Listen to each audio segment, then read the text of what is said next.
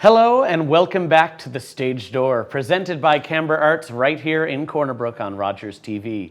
It is 2026, we're marking a new year, and I will say, of course, that's a new year for you folks, corporate folks, patrons to help support Canberra Arts continue doing all that they do, including being able to present things on the arts that are going on everywhere around the Western region. We are so fortunate that we have such a thriving arts community here in Western Newfoundland. And I'm here with one of our artists that has chosen to call Corner Brook home, Sherman Downey. How's it going? Welcome to the Stage Door, Sherman. Great to have you. Thanks for having me. It's really great to be able to start the year with this, because what I love is an artist like yourself in Corner Brook, in a pretty small, cozy place, is still able to find new ways to grow and opportunities like this songwriters circle that's kind of begun the past 2 years. Due in part to episodes like this where you're supporting a local artist. Grow it. I've been really loving this last few years. I've been really trying to get into all the nooks and crannies of the island and Labrador, and so like singer-songwriter circles and stuff like that in the community are great. No, I think it's wonderful. But before we go into too much detail about what those events are all about, we like to start at the very beginning. Oh. So where did the passion that you have for music start? Oh my God. Well, question. My first band was in high school. I was in grade 10 before I joined with a group of friends. Started this band called TKO, Technical Knockout. Maybe you heard of us. And we were doing like Poison, Guns N' Roses covers, stuff like that. There wasn't really a music program in my school until I got to grade 10. And then the elementary school had a music teacher. And so there were a few of us in grade 10, 11, 12 who were taking private lessons, and getting interested in music. That's where I first started kind of playing, learning theory. And then I went to Memorial University, did classical music for a couple of years. Oh, yeah. But then went off the rails there a little bit, joined the punk band and started playing in a punk band and getting in front of crowds for the first time, Yeah. And then when I was with the punk band, like it wasn't really my scene growing up, like the punk scene. I ended up kind of hanging out with another singer from a local band in St. John's Bucket Truck. And my band was called Hung Up at the time. And we had this little side folk thing. We were both huge fans of like Paul Simon, Bob Dylan. And we entered this songwriting competition that involved a performance. And we won like 30 hours studio time, Wow. And then the first time in the studio. And that's kind of when the bug hit for writing original music, folk music. Absolutely. I think it's such a clear trajectory. You grew up in the Valley, right? Yeah. Yeah. So again, certainly a place where music has been lots around of in that area. Yeah, the Bruces and the Cormiers. Yeah. Yeah, a lot of an music amazing, folk tradition. Yeah. Perhaps that's what that seed was planted, even while you're doing your hard rock covers loads in high of kitchen school. parties, that you were surrounded by that. Yeah. I think someone like Rufus Ginchard, of course, is in that pocket of the world where, you don't even know that they exist in the rest of the island until all of a sudden, whoa, this is amazing. Yeah, you arrive. And recognizing what's coming out of the province. It's pretty incredible now. You look per capita. I think we're, you look at our population size and the amount of books and albums. And plays that are produced and here. It seems even more pretty productive. Amazing. I've been doing some songwriting workshops over at 62 Broadway there. Oh, excellent. And seeing all the the next generation of songwriters coming in.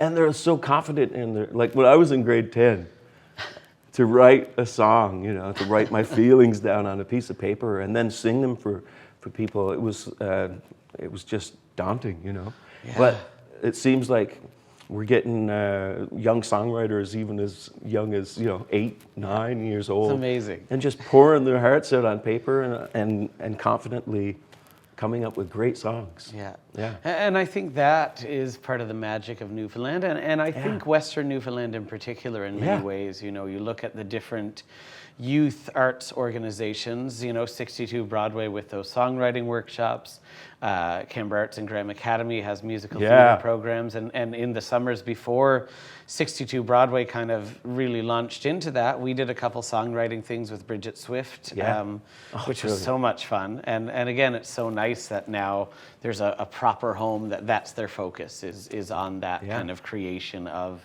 music. And then there's Open Door Theater, there's the Dance Hub, you know, there's music studios all around, Gary Bennett Music. And I think Bridget is actually, isn't Bridget going in, she's into music therapy now? Yeah, Bridget's doing music therapy, So finishing that up area. soon, and I think once she's done, she'll move at least a little closer, Nova Scotia or part of Newfoundland somewhere. Yeah, I hope so. A closer time zone to work with. We of course collaborate with Bridget all the time at Canberra Arts, and she's an incredible songwriter. Brilliant. From here. Yeah, it's just amazing. And of course, continuing your journey toward that songwriting. 30 hours in studios, that's pretty significant for a prize. Man. That's pretty good. You know? Yeah, you're right. I mean, it's like, for those of you who don't know, it's probably, you know, $50 an hour for an engineer. And, you know, this is the lower end, and $50 for production. So you're looking at $400 a day, you know, $1,000 a song kind of thing. And so we went into the studio with 30 hours, and we had been excitedly writing these folk songs, some of which were good and some probably needed some work. And we went in and we recorded, I think, 19 songs on the album.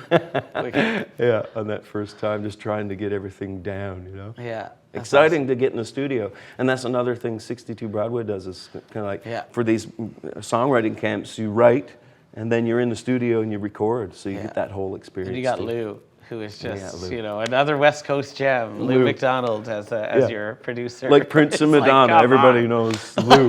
Yeah, one name's fine. So it's just a wonderful thing for sure. And then I guess we'll carry on from there. You had that studio experience, and what was after that? Yeah, so at that time when I was in the studio with Matt Wells with Bucket Truck, we were still doing our punk thing. So myself and the punk band, we had an opportunity we played like Warped Tour, which was pretty cool, big yeah. And we did our first cross-Canada music tour, and we did it in a Volkswagen Jetta, you know, 5 of us. Roof carrier and a trailer, and that's the first time I drove across the country. And since then, like, I didn't do it this year, but for the last 5 years, I've been going to BC and back, just a solitary drive, setting up shows along the way and making that trip back and forth. It's like a big hard reset, I call it. So, you know, playing music kind of, you know, that travel bug as well, getting outside of your little town and seeing what's out there. And of course, when you're out there, you're taking notes and studying characters and situations. It all feeds the writing, you know? Yeah, I guess everything inspired the music, especially when, like yourself, a lot of your songs are very story-driven, you know? I'm always a character listening to it, there's a character in those songs, right? From, you know, Church Mouse was perhaps one of the big launches into that world with The Ambiguous Case. So what was that like to kind of then be in Corner Brook and finding this team to create folk sounds with? Well, I don't know if people know this or not, but I had, like Church Mouse you mentioned, was one of the first 5 songs I wrote. And I was slinging this 5 songs, $5 EP when I came back, started playing in Mulligan's Pub in Happy Valley Goose Bay. And that's when I first started really playing for money, you know, and slipping originals in. And then I had these 10 songs ready to go. Louis actually approached me after having released these 5 songs, and I think it was on MySpace at the time. I had them up there, and he's like, I checked out your tunes, and how about you come on over and get in the studio? And so that was the first time I'd had the opportunity to get in the studio as a solo musician, you know, with these folk songs. And So we recorded those and got them off the Music NL, and then got the grant for the full-length recording, you know. Awesome. And so I had these 10 songs and money from Music NL, God love them, to record this album. And I remember sitting in the studio with Louis, and we were thinking, now, Louis was saying, myself and my brother Mike, we can play, you know, of the catch, you know, brilliant musicians, brilliant minds, production. And they were willing to do all the music, you know. But at the same time, I was just finished up playing, it was a St. Patrick's Day celebration with all of the guys. Oh, like there you go, Andrew, Bill, Neil, Paul, Johnny, and Dan, Angie. We were all like in the band together. And I thought, man, that sound, that Pogues sound is perfect. So I said, well, how about we get this Pogues band in? Yeah, there's the instrumentation. Became you know? the ambiguous case. Yeah. Yeah, well, and again, that journey carried through for a while, and actually you had a reunion this past season, right? Oh, so my what God. was that like after a pretty long wait? So yeah, Sonic Harvest back? Festival. They flew Andrew home from BC and flew Bill home from Halifax. Everybody else was close by. And for the first time, I guess it must have been over 10 years. Yeah, I would say, yeah. And yeah, we picked it right up, you know. We hadn't had the opportunity to rehearse before this show, just in November. And we hadn't had the opportunity to rehearse except for in bits and pieces. So like Bill came home and myself and Bill and Paul got together. And then Johnny came across, and then we got together as a four-piece. And Neil was there, and he came over, you know. So we kind of practiced in different formations, and then finally had one good rehearsal before the show, and it just, you know, clicked very nicely. Yeah. No, that's pretty neat, right? To have that moment of coming home in a way. Yeah. You know, even though you've been here, some people are physically coming home, but in a way, all of you are coming back to that time of collaborating on those albums. You know, I think it's a beautiful, really neat thing. And again, that's West Coast magic. There was writers at Woody Point with Sonic Harvest. Max Sims, and I think Lou's involved in that somewhere too. Usually, he's up well, there Max and I sound, we were at the last Sonic Harvest and loading up the gear at the end of the night. And Max was like, "What do you think the chances are?" You know. So kudos to once him. the seed's planted, right? And I think. I guess the other thing in your kind of musical journey is you've been working a lot with Matt Byrne. You know, Newfoundland Labrador's balladeer. Recently nominated for Canadian Folk Music Award for traditional extraordinary. Matthew and I did a lot of the same conferences and showcasing opportunities through Music NL or East Coast Music Awards or what have you. And he was over for Music NL when it was here in Corner Brook one time and having a tea at the house, and we just got to talking about how we love these small rooms, you know, 100 people, 150 people, even 20 people, you know, can be so beautiful. Getting close to an audience and being able to tell a story behind the song or a little bit of history behind his, whatever was in his repertoire, you know. He's, of course, gathering traditional music and taking songs and putting his own spin on them. He's a brilliant guitar player and bouzouki player. Yeah. Great singer and a funny guy. You know, that's one of the things on the stage. We often get caught up in the funny banter, you know, and the talking about what's going on the road. We get together every year. This is our 13th year, I believe. Amazing. Winter Island tour. So we get together every February, March. We're planning it now, and we had a lovely little show in Lark Harbor last time. I'm gonna call him actually about it again, and. So just the two of us, and last year we did Labrador for the first time, so we've expanded, you know. Yeah, and there are so many of those wonderful small spaces. You know, of course, the Rotary Arts Centre is a great small theatre space. Yeah. You know, we have our space at 110 Humber Road that's in the old convent. That again is a super intimate venue. But then in Pasadena they have the cafe. Cafe out 59 there, which is again just great, and world-class musicians are there, and it's such a tiny retro little space that I think is so great. I think as an artist, you really love. Like I remember going into showcases when I was starting out and thinking, we've got 20 minutes to make this impression with some delegate from the UK or something, Yeah. you know. And we'd be trying to make this fill every second with music instead of engaging with the audience, you know. And now it's become such a part of the show to like engage and tell stories, you know, a little bit. Yeah. Yeah. Oh, there we go. Well, I think it's again, it's no doubt that, you know, it's such a wide-spanning journey, and that's what's so fun about talking to a musician like yourself is, you know, you let the journey take you where it's going to take you sometimes in the arts. I think in all fields of the arts. Yeah. And it's so important here in Corner Brook to remind yourself that it can happen here. Absolutely. The journey can change right here. Absolutely. And that's because of venues such as the Rotary Arts Centre. Yeah. You know, I know during, of course, during COVID, the Arts and Culture Centre, you were one of the shows that was actually on Rogers TV. Yes. You know, it was a virtual concert. Amazing. And that happened in Corner Brook with minimal strings to pull. It was like, we got to do something. We have to have something that goes out to people. And again, that was possible because we were here and people like Gian and the Rogers team were ready to go, and the ACC team. So it's so exciting. And then, of course, what you're working on right now with these songwriter circles is another way of presenting and bringing in new songwriters. Like I know Casey Callahan's in this one, who is a major performer, but now writing material. What a voice. And hear new material in such an intimate setting. It's going to be great. And who else we got? We got Peter Irwin. Peter's a great writer. Peter's a great writer. He's a funny writer. He's a smart writer, too. Yeah. Yeah. And I've worked with Peter through the songwriting awesome. workshops.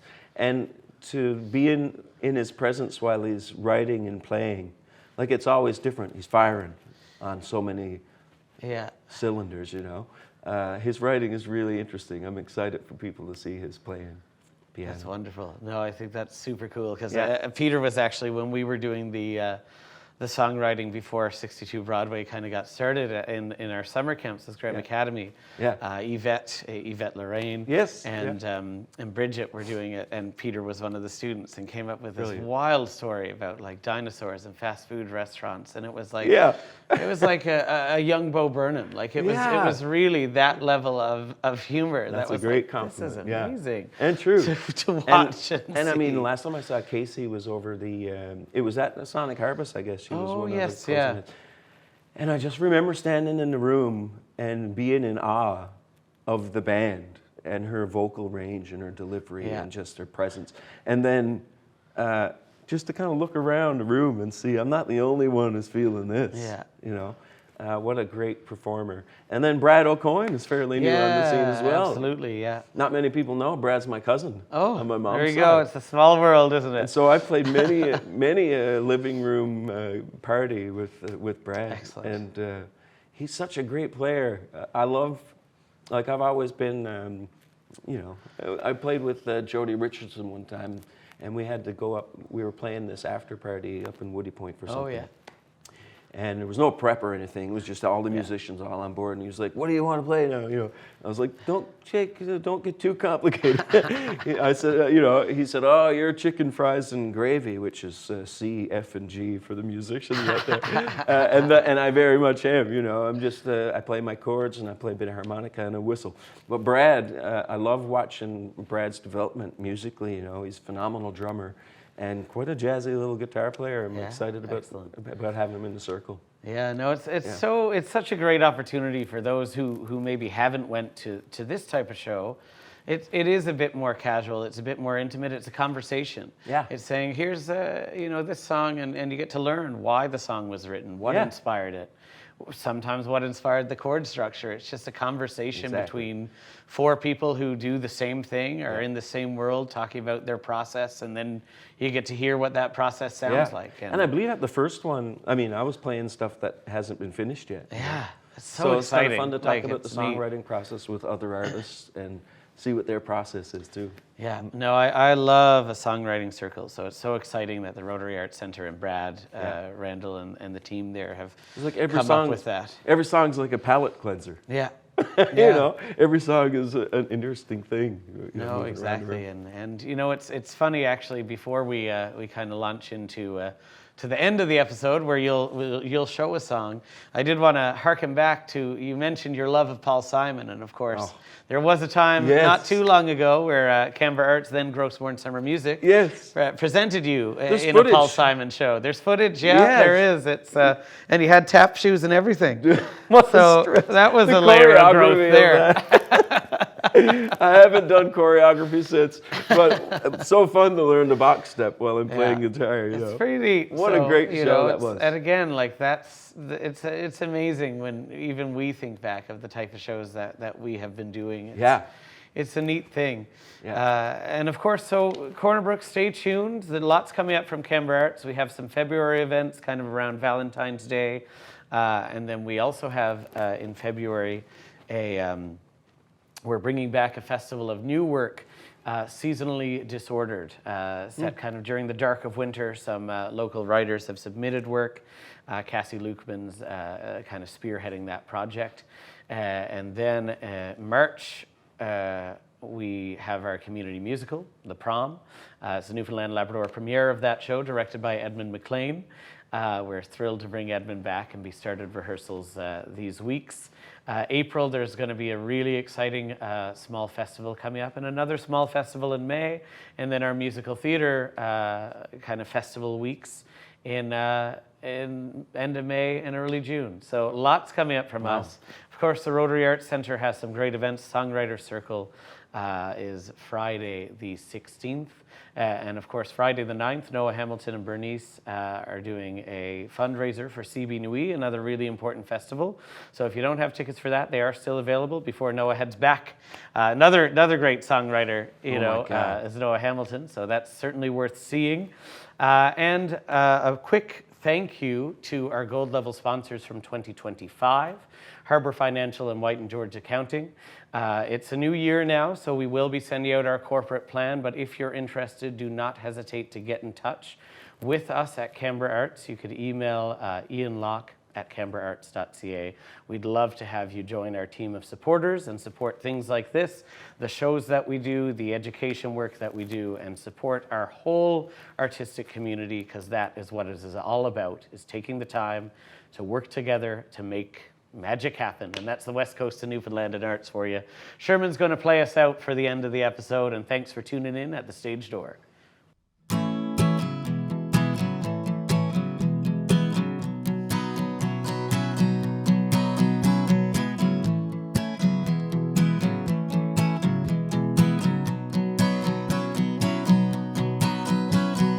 Chester was around before the road came through. He saw the bulldozers and the business suits who had a half a mind to tear it all down, a half a mile to pack it up and turn around. Money kept coming, they were digging up dirt.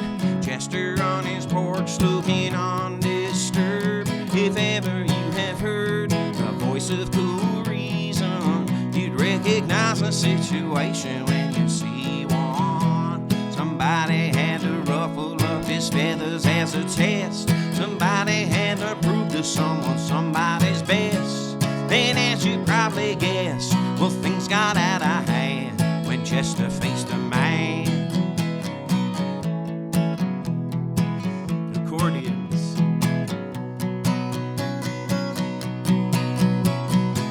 Glockenspiel.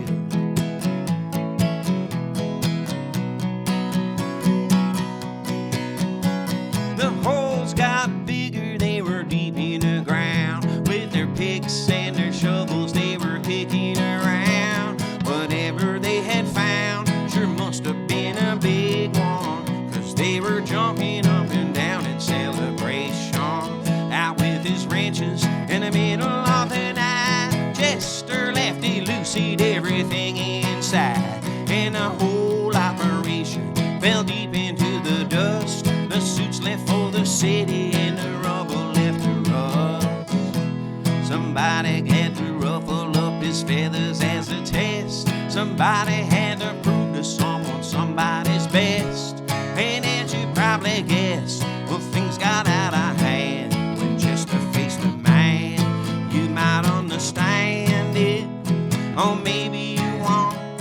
Some people couldn't care if you do or you don't. Just talk it out.